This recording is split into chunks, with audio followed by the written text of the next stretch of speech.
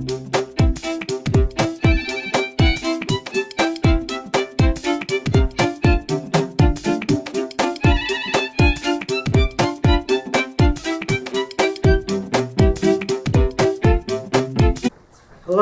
my name is John Vincent Palozzi. I'm your featured reader for June.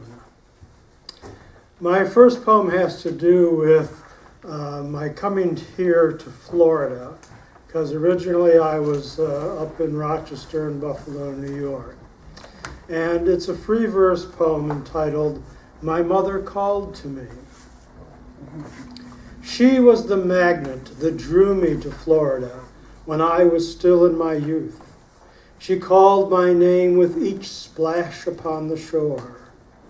I, mesmerized by her vastness, had no choice. There was no other place my body could be. I would have walked from Buffalo if that was the only way, but hitchhiking was my mode of transportation. "How far are you going?" "To Florida, to the ocean." I roamed through rain to find my deep blue sea. I moved through mountains to swim my salt water waves. I steadily proceeded southward to be at my Palm Beach shore. This is the place of magic, where ocean meets land, the thin, shifting line of sand that makes the boundary separating man from fish, Zeus from Poseidon, me from the womb of life.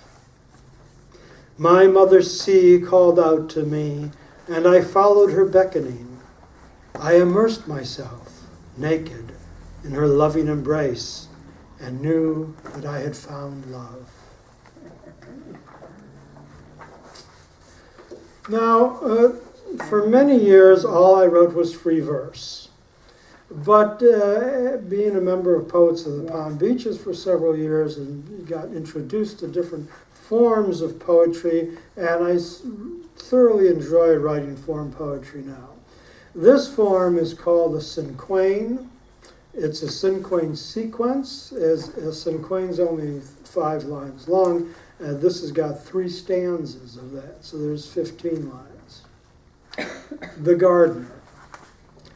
You take your wheelbarrow of love and gather all my weeds of sorrow into mulch daily.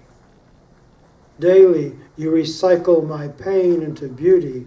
What would my garden look like now without your daily care of it? My weeds would grow to choke out all my love for you, then death. And also a haiku. This is a little bit different because there's a haiku that is hidden inside a free verse poem, but written in such a way that once you finish the poem, you can go back and read the haiku. It's called Winter. It is the winter of my cycle once more. Each year delivers anew winds of finality. I whisper to myself of dreams so as not to disturb reality. Many promises have I broken to myself of spring and plans to sow new seed, to come to harvest. But I find myself sleeping as though under the spell of enchanted snow. Winter winds whisper promises of spring to come, sleeping under snow. This now is a sonnet. There must be a way. With all the trouble in the world today, the bombs, the hate, the hunger and disease, with all the sorrows, sickness and dismay, the lack of care for creatures or the trees, with all the misery men heap on men, intolerance, bigotry, and hate, repeating the old again and again with no regard for correcting mistakes. Can we expect this world to survive sustain life for generations to come? Or will this planet cease to be alive, no more to hear the beating of the drum? I must believe that we can find a way to come to love and rise above the fray. And another sonnet, Waiting on Thy Heart. For though thee say thee love me not today, and seek to crash upon my head thy hate, to bruise my flesh with blows of ridicule, and crush my hope with stomping of thy feet.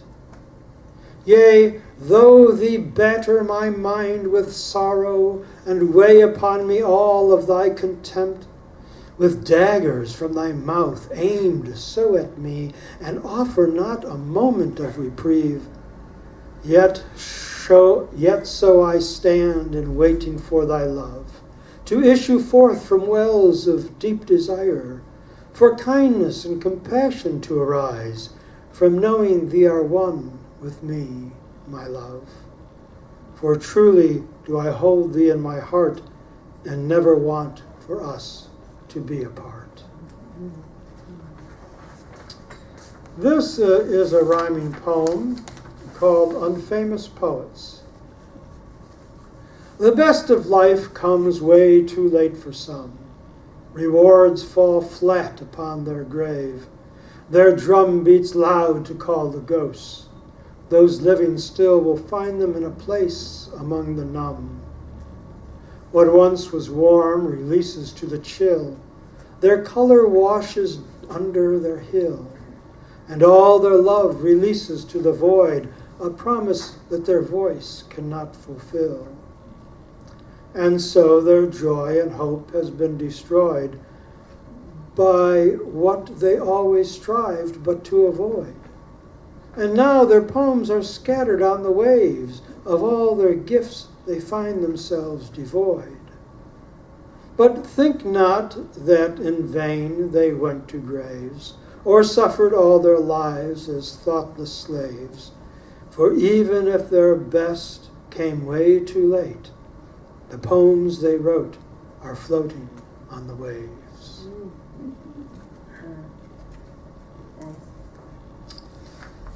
Well, this form is called the Pantoon, and it's called Butter on My Toast. You are like butter on my toast. My love for you shall never wane. With your beauty I am engrossed. I suffered with a life mundane. My love for you shall never wane. Before you came I felt destroyed. I suffered with a life mundane. But you are here to fill my void.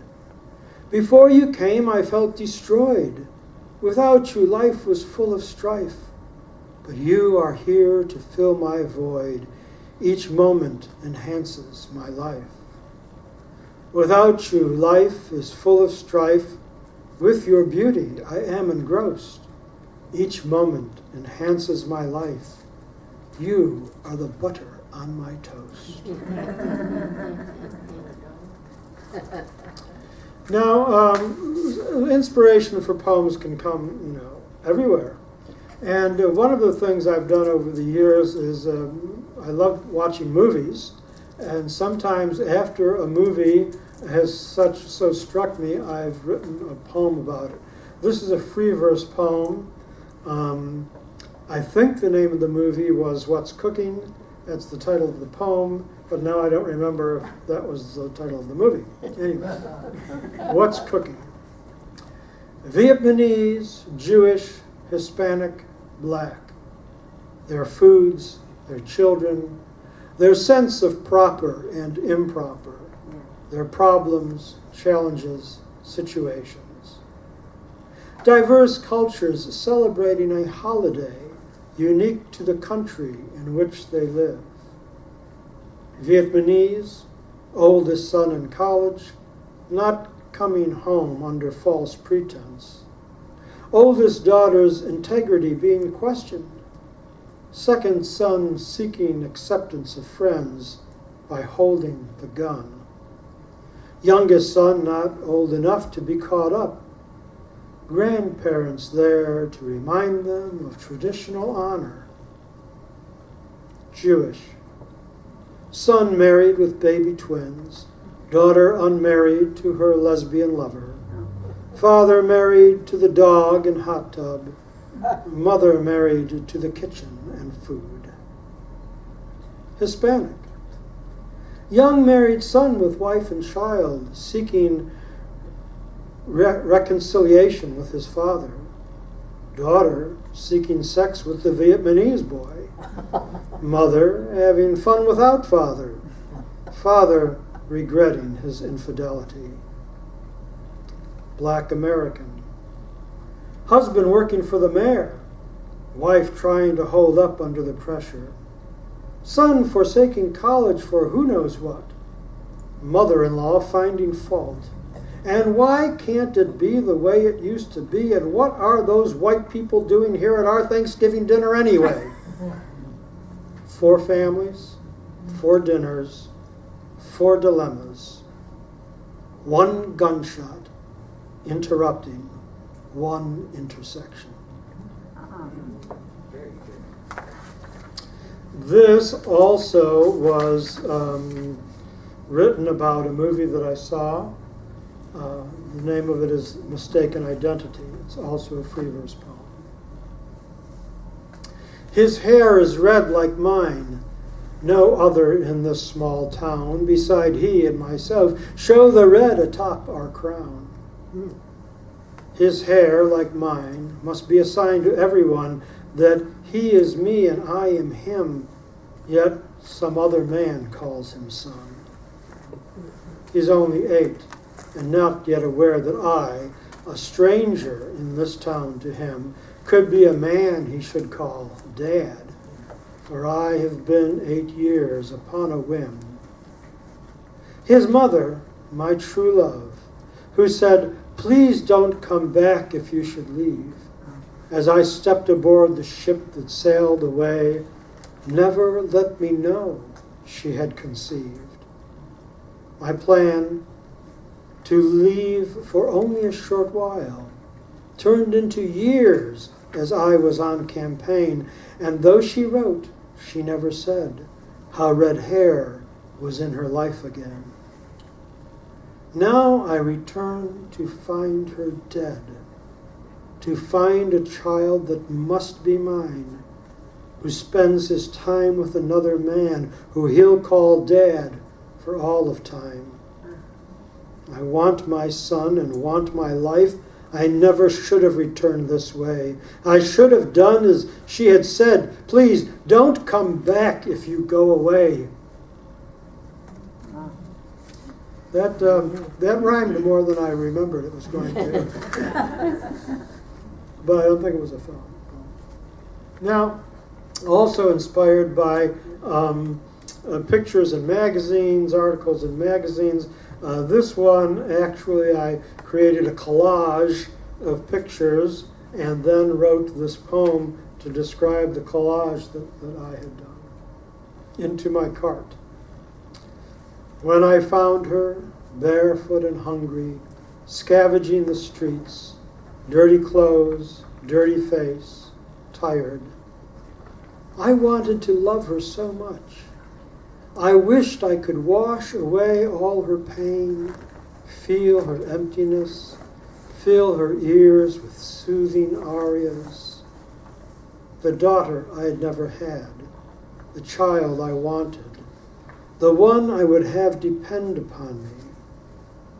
I wanted to love her, though I, myself, carry as much hunger, pain, and dirt as she. I did what I could, had her climb into my cart full of plastic bags, my only earthly possessions, and let her sleep as I pushed it down the street.